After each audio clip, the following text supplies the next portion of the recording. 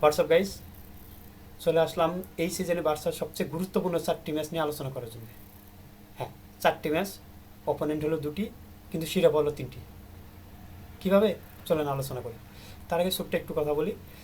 Sports আলাপ with Harun নামে একটা ইউটিউব চ্যানেল খুলছি, লিঙ্কটা আমি কমেন্ট বক্সে দিয়ে দেবো। আপনারা অবশ্যই আমার ইউটিউব চ্যানেল ভিজিট করবেন, ভিডিওগুলো দেখবেন, কোনো পরামর্শ থাকলে কমেন্ট বক্সে বলবেন এবং সাবস্ক্রাইব করে আমার পাশে থাকবেন। আপনাদের এই ভালোবাসায় আমি অনেক দূরে এগিয়ে যেতে চাই এবং স্পোর্টসের বিভিন্ন কন্টেন্ট নিয়ে আলোচনা করে আপনাদের সাথে থাকতে চাই।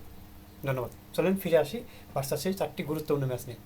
তাহলে কীভাবে? প্রথম ম্যাচ হলো কোপা ডেল রে ফাইনাল, 27 তারিখ রাত 2টায় সোভিয়ার ঘরের মাঠে রিয়াল মাদ্রিদের সাথে। হ্যাঁ, ঠিকই শুনছেন, এল ক্লাসিকো। ফুটবল বিশ্বের সবচেয়ে বিগেস্ট ম্যাচগুলোর মধ্যে অন্যতম একটা হলো এল ক্লাসিকো।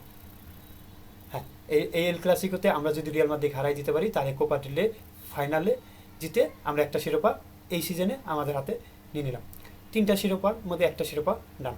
তবে রিয়াল মাদ্রিদ যে পারফরমেন্স, বর্তমান রিয়াল মাদ্রিদ যে অবস্থা, তারা এই যে 2 দিন আগে আর্সেনালের সাথে ফার্স্ট লেগ সেকেন্ড লেগ 2 মিলে 5-1 কি পরাজিত হয় এবং তারা এই সিজনে ইউসিএল থেকে নকআউট হয়ে যায়।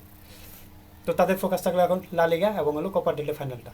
আশা করি তাদের যে বর্তমান অবস্থা, এই অবস্থার মধ্যেই আমরা তাদের সাথে খুব ভালোভাবেই কোপা ডেল রে ফাইনালটা জিতে যাব এবং এই শিরোপাটা আমাদের করে নেব। হ্যাঁ, দ্বিতীয় শিরোপা হলো চ্যাম্পিয়ন্স লিগ। হ্যাঁ, চ্যাম্পিয়ন্স লিগের সেমিফাইনালে এই সিজনে চ্যাম্পিয়ন্স লিগ সেমিফাইনালে আমরা ফেস করতেছি ইন্টার মিলানের সাথে, যা এই সিজনে চ্যাম্পিয়ন্স লিগে খেলা আমাদের সবচেয়ে কি বড় অপোনেন্ট বলবো, কিংবা সবচেয়ে কঠিন অপোনেন্ট হলো এই ইন্টার মিলান। কারণ তারা যেমন কম গোল কনসিস্ট করে, তেমনি আবার গোল দেয়, অপোনেন্ট টিমকে অনেক বেশি গোল দেয়।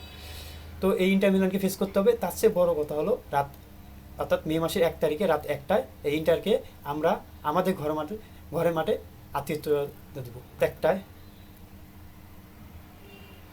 মে মাসের 1 তারিখ রাত 1টায় ইন্টার মিলানের সাথে চ্যাম্পিয়ন্স লিগের সেমিফাইনাল ফার্স্ট লেগ খেলা, সেটা হলো আমাদের ঘরের মাঠে।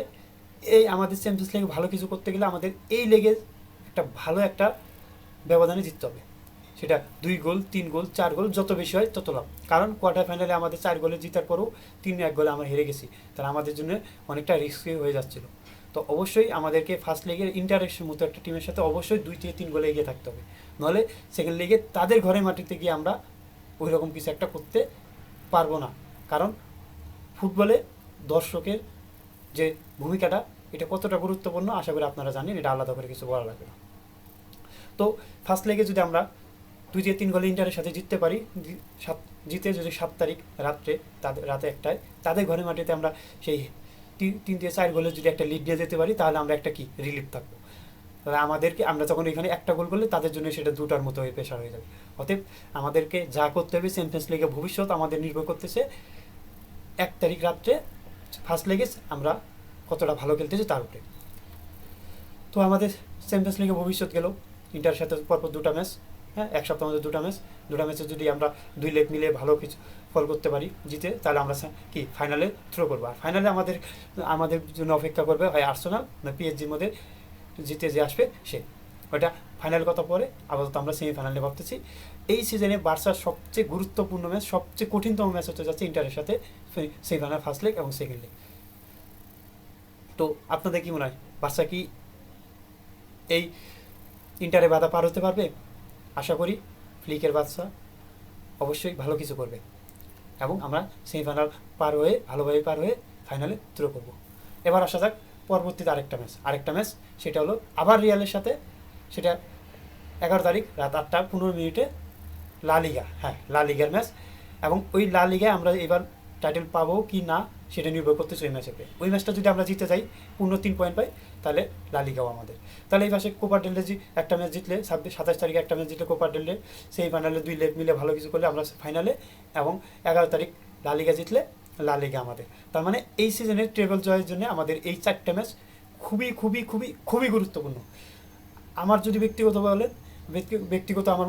ব্যক্তিগত মত জানতে চান, তাহলে আমি অবশ্যই বলবো কোপা ডেল রে এবং লা লিগা। আশা করি 2টি আমরা জিতবো, কারণ কোপা ডেল রে তার এই বর্তমান রিয়াল একটা মানে এমন একটা আপসেট হয়ে আছে, এই আপসেটের অবস্থায় তাদেরকে হারানো আমাদের পক্ষে সম্ভব।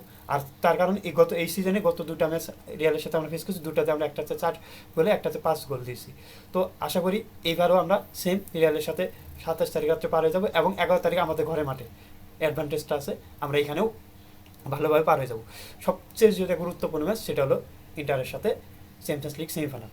তো ফার্স্ট লেগটা অবশ্যই আমাদেরকে ভালো করতে হবে, কারণ ফার্স্ট লেগেই আমাদের ঘরে মাঠে আমাদের এই চ্যাম্পিয়ন্স লিগের ফাইনালে ফাইনালে যাওয়ার জন্য ফার্স্ট লেগ খুবই খুবই খুবই খুবই গুরুত্বপূর্ণ। এখানে আমাদের কমপক্ষে 2-3 গোলে লিড রাখতে হবে। আশা করি বার্সেলোনা ফ্লিক তার কৌশল খাটিয়ে বার্সেলোনা খেলোয়াড়দের কাছ থেকে সেরা পারফরমেন্স বের করে নিয়ে আসবে, ইন্টারে বাদ আমরা খুব সহজে পার হতে পারবো। হ্যাঁ, তাহলে 18-19 মৌসুমের পর মেসির ডেবিউ হওয়ার পর প্রথম সেমিফাইনাল খেলতেছে বার্সেলোনা চ্যাম্পিয়ন্স লিগে। আশা করি ভালো কিছু করবে, এই সিজন আমরা ট্রেবল জিতবো।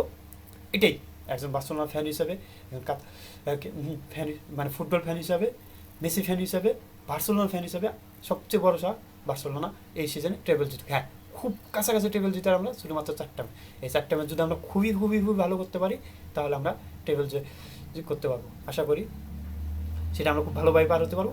এবার আপনারা কি মনে করেন, আপনাদের কোন ম্যাচটা খুব কঠিন মনে হবে, কোন ম্যাচটা কীভাবে খেলতে হবে, এই সম্পর্কে যদি আপনাদের কোনো প্রেডিকশন টিপও থাকে অবশ্যই কমেন্ট বক্সে জানিয়ে দেবেন। হ্যাঁ, আর হ্যাঁ, আমি আমার ইউটিউব চ্যানেল লিঙ্ক দিয়ে দিচ্ছি, অবশ্যই ভিজিট করবেন, সাবস্ক্রাইব করে আমার পাশে থাকবেন, যাতে আমি আরও বার্সার গুরুত্বপূর্ণ ম্যাচগুলো, রিয়াল মাদ্রিদ গুরুত্বপূর্ণ বড় বড় ফুটবল ম্যাচের গুরুত্বপূর্ণ ম্যাচগুলো নিয়ে আপনাদের সাথে আলোচনা করতে পারি, আপনাদের সাথে আলাপ করতে পারি।